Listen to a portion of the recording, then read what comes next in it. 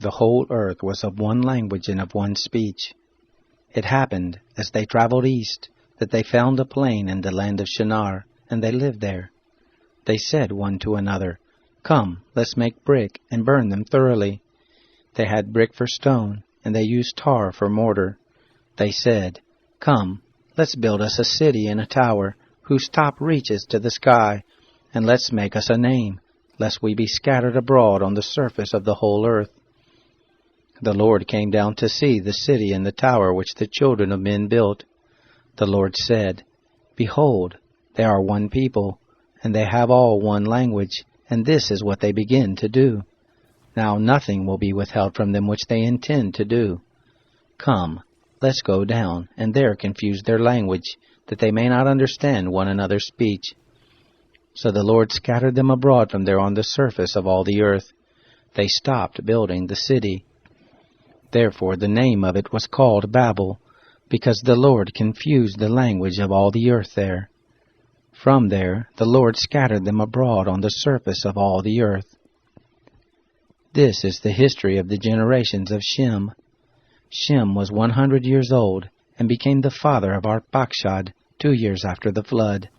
Shem lived after he became the father of Arpachshad 500 years, and became the father of sons and daughters. Arpachshad lived 35 years, and became the father of Shelah.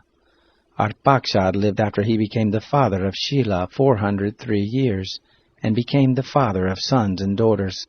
Shelah lived 30 years, and became the father of Eber. And Shelah lived after he became the father of Eber 403 years, and became the father of sons and daughters. Eber lived 34 years, and became the father of Peleg. Eber lived after he became the father of Peleg 430 years, and became the father of sons and daughters. Peleg lived 30 years, and became the father of Reu. Peleg lived after he became the father of Reu 209 years, and became the father of sons and daughters. Reu lived 32 years, and became the father of Serug. Reu lived after he became the father of Serug 207 years, and became the father of sons and daughters. Serug lived 30 years, and became the father of Nahor. Serug lived after he became the father of Nahor 200 years, and became the father of sons and daughters. Nahor lived 29 years, and became the father of Terah. Nahor lived after he became the father of Terah 119 years, and became the father of sons and daughters. Terah lived 70 years, and became the father of Abram, Nahor, and Haran. Now this is the history of the generations of Terah. Terah became the father of Abram, Nahor, and Haran. Haran became the father of Lot. Haran died before his father Terah in the land of his birth, in Ur of the Chaldees. Abram and Nahor took wives. The name of Abram's wife was Sarai, and the name of Nahor's wife Milcah, the daughter of Haran, who was also the father of Iscah. Sarai was barren. She had no child. Terah took Abram his son, Lot the son of Haran his son's son, and Sarai his daughter-in-law, his son Abram's wife. They went forth from Ur of the Chaldees to go into the land of Canaan. They came to Haran and lived there. The days of Terah were 205 years. Terah died in Haran. Now the Lord said to Abram, "Get out of your country, and from your relatives, and from your father's house, to the land that I will show you. I will make of you a great nation. I will bless you, and make your name great. You will be a blessing.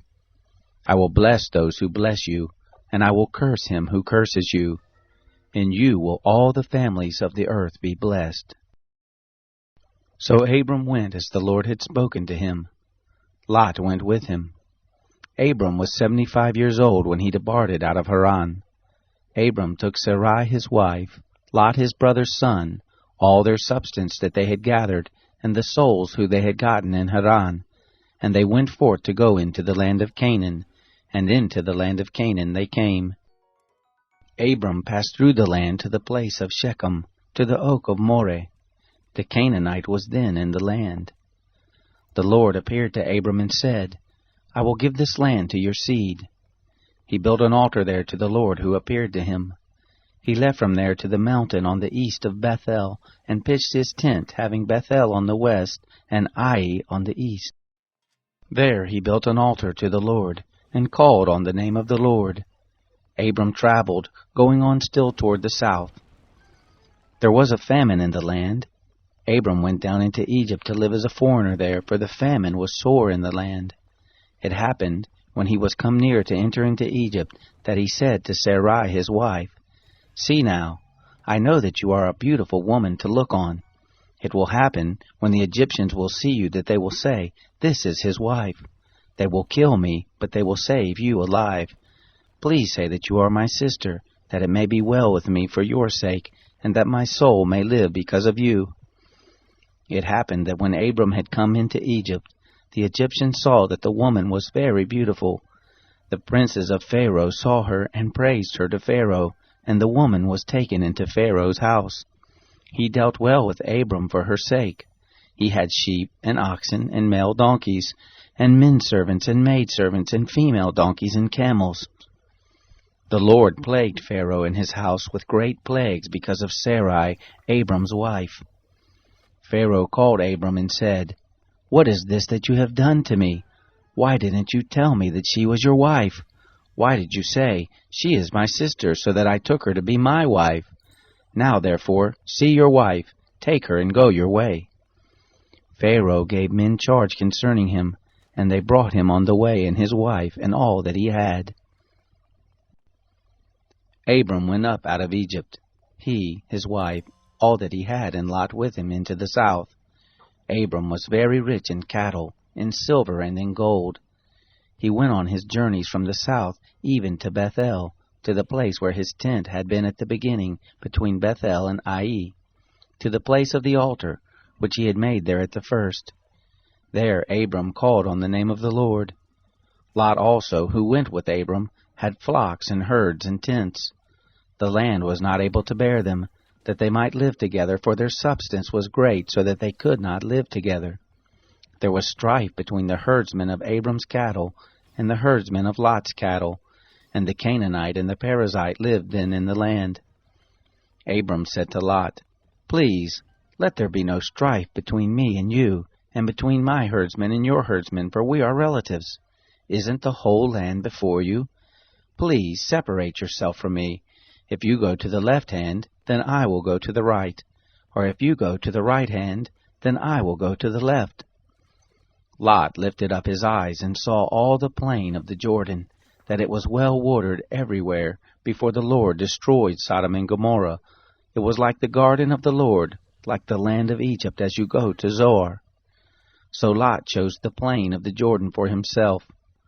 Lot traveled east, and they separated themselves the one from the other. Abram lived in the land of Canaan, and Lot lived in the cities of the plain, and moved his tent as far as Sodom. Now the men of Sodom were exceedingly wicked, and sinners against the Lord. The Lord said to Abram, after Lot was separated from him, Now lift up your eyes and look from the place where you are, northward and southward, and eastward and westward. For all the land which you see I will give to you, and to your offspring forever. I will make your offspring as the dust of the earth, so that if a man can number the dust of the earth, then your seed may also be numbered. Arise, walk through the land in the length of it, and in the breadth of it, for I will give it to you. Abram moved his tent and came and lived by the oaks of Mamre, which are in Hebron, and built an altar there to the Lord.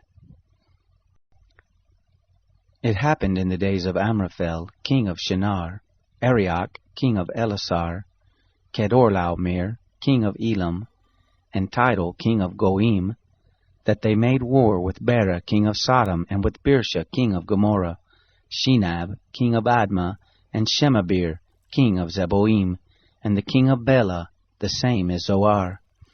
All these joined together in the valley of Siddim, the same is the salt sea. 12 years they served Kedorlaomer, and in the 13th year they rebelled. In the 14th year Kedorlaomer came, and the kings who were with him, and struck the Rephaim in Ashtaroth Karnaim, and the Zuzim in Ham, and the Imim in Shaveh Kiriathaim, and the Horites in their Mount Seir, to El Paran, which is by the wilderness. They returned and came to En Mishpat, the same as Kadesh, and struck all the country of the Amalekites, and also the Amorites that lived in Hazazon Tamar. There went out the king of Sodom, and the king of Gomorrah, and the king of Admah, and the king of Zeboim, and the king of Bela, the same as Zoar, and they set the battle in array against them in the valley of Siddim, against Kedorlaomer king of Elam, and Tidal king of Goim, and Amraphel king of Shinar, and Arioch king of Elasar, 4 kings against the 5. Now the valley of Siddim was full of tar pits, and the kings of Sodom and Gomorrah fled, and they fell there, and those who remained fled to the mountain. They took all the goods of Sodom and Gomorrah, and all their food, and went their way. They took Lot, Abram's brother's son, who lived in Sodom, and his goods, and departed. One who had escaped came and told Abram the Hebrew. Now he lived by the oaks of Mamre, the Amorite, brother of Eshcol, and brother of Aner, and these were allies of Abram.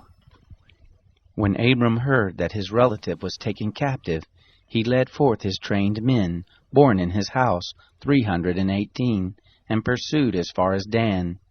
He divided himself against them by night, he and his servants, and struck them, and pursued them to Hobah, which is on the left hand of Damascus. He brought back all the goods, and also brought back his relative Lot and his goods, and the women also and the people. The king of Sodom went out to meet him, after his return from the slaughter of Kedorlaomer, and the kings who were with him, at the valley of Shaveh, the same is the king's valley. Melchizedek, king of Salem, brought forth bread and wine, and he was priest of God Most High. He blessed him and said, Blessed be Abram of God Most High, possessor of heaven and earth, and blessed be God Most High, who has delivered your enemies into your hand. Abram gave him 1/10 of all. The king of Sodom said to Abram, Give me the people, and take the goods to yourself. Abram said to the king of Sodom, I have lifted up my hands to the Lord God Almighty, possessor of heaven and earth, that I will not take a thread, nor a shoe latchet, nor anything that is yours, lest you should say, I have made Abram rich, except only that which the young men have eaten, and the portion of the men who went with me, Aner, Eshcol, and Mamre, let them take their portion. After these things the word of the Lord came to Abram in a vision, saying, Don't be afraid, Abram. I am your shield, your exceedingly great reward. Abram said, Lord God, what will you give me, seeing I go childless, and he who will inherit my estate is Eliezer of Damascus? Abram said, Behold, to me you have given no seed, and behold, one born in my house is my heir. Behold, the word of the Lord came to him, saying, This man will not be your heir, but he who will come forth out of your own body will be your heir. The Lord brought him outside and said, Look now toward the sky, and count the stars if you are able to count them. He said to Abram, So shall your seed be. He believed in the Lord, and he reckoned it to him for righteousness. He said to him, I am the Lord who brought you out of Ur of the Chaldees, to give you this land to inherit it. He said, Lord God, how will I know that I will inherit it? He said to him, Take me a heifer 3 years old, a female goat 3 years old, a ram 3 years old, a turtle dove, and a young pigeon. He took him all these and divided them in the middle, and laid each half opposite the other, but he didn't divide the birds. The birds of prey came down on the carcasses, and Abram drove them away. When the sun was going down, a deep sleep fell on Abram. Now terror and great darkness fell on him. He said to Abram, Know for sure that your seed will live as foreigners in a land that is not theirs, and will serve them. They will afflict them 400 years. I will also judge that nation whom they will serve. Afterward they will come out with great substance. But you will go to your fathers in peace. You will be buried in a good old age. In the 4th generation they will come here again, for the iniquity of the Amorite is not yet full. It came to pass that, when the sun went down and it was dark, Behold, a smoking furnace and a flaming torch passed between these pieces. In that day the Lord made a covenant with Abram, saying, To your seed have I given this land, from the river of Egypt to the great river, the river Euphrates. The Kenites, the Kenizzites, the Cadmonites, the Hittites, the Perizzites, the Rephaim, the Amorites, the Canaanites, the Girgashites, and the Jebusites. Now Sarai, Abram's wife, bore him no children. She had a handmaid, an Egyptian, whose name was Hagar. Sarai said to Abram, See now, the Lord has restrained me from bearing. Please go in to my handmaid. It may be that I will obtain children by her. Abram listened to the voice of Sarai. Sarai, Abram's wife, took Hagar the Egyptian, her handmaid, after Abram had lived 10 years in the land of Canaan, and gave her to Abram her husband to be his wife. He went in to Hagar, and she conceived. When she saw that she had conceived, her mistress was despised in her eyes. Sarai said to Abram, This wrong is your fault. I gave my handmaid into your bosom, and when she saw that she had conceived, I was despised in her eyes. The Lord judge between me and you. But Abram said to Sarai, Behold, your maid is in your hand. Do to her whatever is good in your eyes. Sarai dealt harshly with her, and she fled from her face. The angel of the Lord found her by a fountain of water in the wilderness, by the fountain in the way to Shur. He said, Hagar, Sarai's handmaid, where did you come from? Where are you going? She said, I am fleeing from the face of my mistress Sarai. The angel of the Lord said to her, Return to your mistress and submit yourself under her hands. The angel of the Lord said to her, I will greatly multiply your seed, and they will not be numbered for multitude. The angel of the Lord said to her, Behold, you are with child, and will bear a son. You shall call his name Ishmael, because the Lord has heard your affliction. He will be like a wild donkey among men. His hand will be against every man, and every man's hand against him. He will live opposite all of his brothers. She called the name of the Lord, who spoke to her, You are a God who sees. For she said, Have I even stayed alive after seeing him? Therefore the well was called Beer Lahai-roi. Behold, it is between Kadesh and Bered. Hagar bore a son for Abram. Abram called the name of his son, whom Hagar bore, Ishmael. Abram was 86 years old when Hagar bore Ishmael to Abram. When Abram was 99 years old, the Lord appeared to Abram and said to him, I am God Almighty. Walk before me and be blameless. I will make my covenant between me and you, and will multiply you exceedingly. Abram fell on his face. God talked with him, saying, As for me, behold, my covenant is with you. You will be the father of a multitude of nations. Neither will your name any more be called Abram, but your name will be Abraham, for the father of a multitude of nations have I made you. I will make you exceeding fruitful, and I will make nations of you. Kings will come out of you. I will establish my covenant between me and you, and your seed after you throughout their generations, for an everlasting covenant, to be a God to you, and to your seed after you. I will give to you, and to your seed after you, the land where you are traveling, all the land of Canaan, for an everlasting possession. I will be their God. God said to Abraham, As for you, you will keep my covenant, you and your seed after you throughout their generations. This is my covenant which you shall keep between me and you and your seed after you. Every male among you shall be circumcised. You shall be circumcised in the flesh of your foreskin. It will be a token of a covenant between me and you. He who is 8 days old will be circumcised among you. Every male throughout your generations, he who is born in the house, or bought with money of any foreigner who is not of your seed. He who is born in your house, and he who is brought with your money must be circumcised. My covenant will be in your flesh for an everlasting covenant. The uncircumcised male who is not circumcised in the flesh of his foreskin, that soul shall be cut off from his people. He has broken my covenant. God said to Abraham, As for Sarai your wife, you shall not call her name Sarai, but her name will be Sarah. I will bless her, and moreover I will give you a son by her. Yes, I will bless her, and she will be a mother of nations. Kings of peoples will come from her." Then Abraham fell on his face and laughed, and said in his heart, "Will a child be born to him who is 100 years old? Will Sarah, who is 90 years old, give birth?" Abraham said to God, "Oh, that Ishmael might live before you." God said, "No, but Sarah your wife will bear you a son. You shall call his name Isaac. I will establish my covenant with him for an everlasting covenant for his seed after him. As for Ishmael, I have heard you.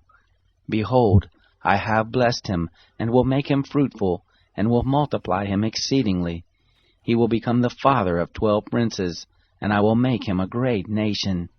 But my covenant I will establish with Isaac, whom Sarah will bear to you at this time next year." When he had finished talking with him, God went up from Abraham. Abraham took Ishmael his son, all who were born in his house, and all who were bought with his money, every male among the men of Abraham's house, and circumcised the flesh of their foreskin in the same day, as God had said to him. Abraham was 99 years old when he was circumcised in the flesh of his foreskin. Ishmael his son was 13 years old when he was circumcised in the flesh of his foreskin. In the same day both Abraham and Ishmael his son were circumcised. All the men of his house, those born in the house and those bought with money of a foreigner, were circumcised with him. The Lord appeared to him by the oaks of Mamre, as he sat in the tent door in the heat of the day. He lifted up his eyes and looked, and saw that 3 men stood opposite him. When he saw them, he ran to meet them from the tent door, and bowed himself to the earth, and said, "My Lord, if now I have found favor in your sight, please don't go away from your servant. Now let a little water be fetched. Wash your feet and rest yourselves under the tree. I will get a morsel of bread, so you can refresh your heart. After that you may go your way, now that you have come to your servant." They said, "Very well, do as you have said." Abraham hurried into the tent to Sarah and said, "Quickly make ready 3 measures of fine meal. Mix it and make cakes." Abraham ran to the herd and fetched a tender and good calf and gave it to the servant. He hurried to dress it. He took butter, milk, and the calf which he had dressed, and set it before them. He stood by them under the tree, and they ate. They said to him, "Where is Sarah, your wife?" He said, "See, in the tent." He said, "I will certainly return to you when the season comes round. Behold, Sarah your wife will have a son." Sarah heard in the tent door which was behind him. Now Abraham and Sarah were old, well advanced in age. It had ceased to be with Sarah after the manner of women. Sarah laughed within herself, saying, "After I have grown old, will I have pleasure, my Lord being old also?" The Lord said to Abraham, "Why did Sarah laugh, saying, 'Will I really bear a child, yet I am old?' Is anything too hard for the Lord? At the set time I will return to you, when the season comes round, and Sarah will have a son." Then Sarah denied, saying, "I didn't laugh," for she was afraid. He said, "No, but you did laugh." The men rose up from there and looked toward Sodom. Abraham went with them to see them on their way. The Lord said, "Will I hide from Abraham that which I do? Seeing that Abraham has surely become a great and mighty nation, and all the nations of the earth will be blessed in him. For I have known him, to the end that he may command his children and his household after him, that they may keep the way of the Lord, to do righteousness and justice, to the end that the Lord may bring on Abraham that which he has spoken of him." The Lord said, "Because the cry of Sodom and Gomorrah is great, and because their sin is very grievous, I will go down now and see whether they have done altogether according to the cry of it, which has come to me. If not, I will know." The men turned from there and went toward Sodom, but Abraham stood yet before the Lord. Abraham drew near and said, "Will you consume the righteous with the wicked? What if there are 50 righteous within the city? Will you consume and not spare the place for the 50 righteous who are therein? Be it far from you to do things like that, to kill the righteous with the wicked, that so the righteous should be as the wicked. May that be far from you. Shouldn't the judge of all the earth do right? The Lord said, If I find in Sodom 50 righteous within the city, then I will spare all the place for their sake. Abraham answered, See now, I have taken it on myself to speak to the Lord, who am but dust and ashes. What if there lack 5 of the 50 righteous? Will you destroy all the city for lack of 5? He said, I will not destroy it if I find 45 there. He spoke to him yet again and said, What if there are 40 found there? He said, I will not do it for the 40's sake. He said, Oh, don't let the Lord be angry, and I will speak. What if there are found 30 there? He said, I will not do it if I find 30 there. He said, See now, I have taken it on myself to speak to the Lord. What if there are 20 found there? He said, I will not destroy it for the 20's sake. He said, Oh, don't let the Lord be angry, and I will speak yet but this once. What if 10 are found there? He said, I will not destroy it for the 10's sake. The Lord went his way as soon as he had finished communing with Abraham, and Abraham returned to his place. The 2 angels came to Sodom at evening. Lot sat in the gate of Sodom. Lot saw them and rose up to meet them. He bowed himself with his face to the earth, and he said, See now, my lords, please turn aside into your servant's house. Stay all night, wash your feet, and you will rise up early and go on your way. They said, No, but we will stay in the streets all night. He urged them greatly, and they came in with him and entered into his house. He made them a feast and baked unleavened bread, and they ate. But before they lay down, the men of the city, the men of Sodom, surrounded the house, both young and old, all the people from every quarter. They called to Lot and said to him, Where are the men who came in to you this night? Bring them out to us, that we may have sex with them. Lot went out to them to the door and shut the door after him. He said, Please, my brothers, don't act so wickedly. See now, I have 2 virgin daughters. Please let me bring them out to you, and do you to them as is good in your eyes. Only don't do anything to these men, because they have come under the shadow of my roof. They said, Stand back. They said, This fellow came in to live as a foreigner, and he appoints himself a judge. Now we will deal worse with you than with them. They pressed hard on the man, even Lot, and drew near to break the door. But the men put forth their hand, and brought Lot into the house to them, and shut the door. They struck the men who were at the door of the house with blindness, both small and great, so that they wearied themselves to find the door. The men said to Lot, Do you have anybody else here? Sons-in-law, your sons, your daughters, and whoever you have in the city, bring them out of the place, for we will destroy this place, because the cry of them is grown great before the Lord. The Lord has sent us to destroy it. Lot went out and spoke to his sons-in-law, who were pledged to marry his daughters, and said, Get up, get out of this place, for the Lord will destroy the city. But he seemed to his sons-in-law to be joking. When the morning arose, then the angels hurried Lot, saying, Arise, take your wife, and your 2 daughters who are here, lest you be consumed in the iniquity of the city. But he lingered, and the men laid hold on his hand, and on the hand of his wife, and on the hand of his 2 daughters, the Lord being merciful to him, and they took him out, and set him outside of the city. It came to pass, when they had taken them out, that he said, Escape for your life. Don't look behind you, neither stay anywhere in the plain. Escape to the mountain, lest you be consumed. Lot said to them, Oh, not so, my lord. See now, your servant has found favor in your sight, and you have magnified your loving kindness, which you have shown to me in saving my life. I can't escape to the mountain, lest evil overtake me and I die. See now, this city is near to flee to, and it is a little one. Oh, let me escape there. Isn't it a little one? And my soul will live. He said to him, Behold, I have granted your request concerning this thing also, that I will not overthrow the city of which you have spoken.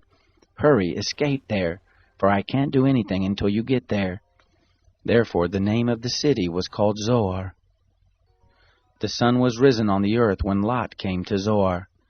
Then the Lord rained on Sodom and on Gomorrah sulfur and fire from the Lord out of the sky.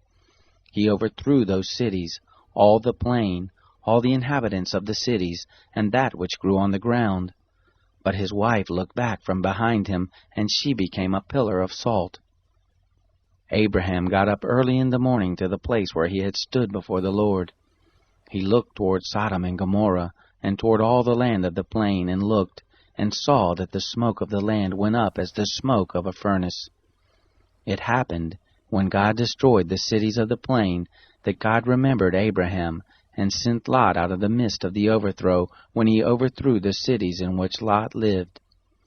Lot went up out of Zoar, and lived in the mountain, and his 2 daughters with him, for he was afraid to live in Zoar. He lived in a cave with his 2 daughters. The firstborn said to the younger, "Our father is old, and there is not a man in the earth to come into us after the manner of all the earth. Come, let's make our father drink wine, and we will lie with him, that we may preserve our father's seed." They made their father drink wine that night, and the firstborn went in and lay with her father. He didn't know when she lay down, nor when she arose. It came to pass on the next day that the firstborn said to the younger, "Behold, I lay last night with my father. Let us make him drink wine again tonight. You go in and lie with him, that we may preserve our father's seed." They made their father drink wine that night also. The younger arose and lay with him. He didn't know when she lay down, nor when she arose. Thus both of Lot's daughters were with child by their father. The firstborn bore a son, and named him Moab. The same is the father of the Moabites to this day. The younger also bore a son, and called his name Ben-Ami. The same is the father of the children of Ammon to this day. Abraham traveled from there toward the land of the south, and lived between Kadesh and Shur. He lived as a foreigner in Gerar. Abraham said about Sarah his wife, "She is my sister." Abimelech king of Gerar sent and took Sarah. But God came to Abimelech in a dream of the night, and said to him, "Behold, you are a dead man, because of the woman whom you have taken, for she is a man's wife." Now Abimelech had not come near her. He said, "Lord, will you kill even a righteous nation? Didn't he tell me she is my sister? She, even she herself said, he is my brother. In the integrity of my heart and the innocence of my hands have I done this." God said to him in the dream, "Yes, I know that in the integrity of your heart you have done this, and I also withheld you from sinning against me. Therefore I didn't allow you to touch her. Now therefore restore the man's wife, for he is a prophet, and he will pray for you, and you will live. If you don't restore her, know for sure that you will die, you and all who are yours." Abimelech rose early in the morning, and called all his servants, and told all these things in their ear. The men were very scared. Then Abimelech called Abraham, and said to him, "What have you done to us? How have I sinned against you, that you have brought on me and on my kingdom a great sin? You have done deeds to me that ought not to be done." Abimelech said to Abraham, "What did you see that you have done this thing?" Abraham said, "Because I thought, surely the fear of God is not in this place. They will kill me for my wife's sake. Moreover, she is indeed my sister, the daughter of my father, but not the daughter of my mother, and she became my wife. It happened, when God caused me to wander from my father's house, that I said to her, 'This is your kindness which you shall show to me. Everywhere that we go, say of me, he is my brother.'" Abimelech took sheep and oxen, men servants and women servants, and gave them to Abraham, and restored Sarah his wife to him. Abimelech said, "Behold, my land is before you. Dwell where it pleases you." To Sarah he said, "Behold, I have given your brother 1,000 pieces of silver. Behold, it is for you a covering of the eyes to all that are with you. In front of all you are vindicated." Abraham prayed to God. God healed Abimelech and his wife, and his maidservants, and they bore children. For the Lord had closed up tight all the wombs of the house of Abimelech, because of Sarah, Abraham's wife.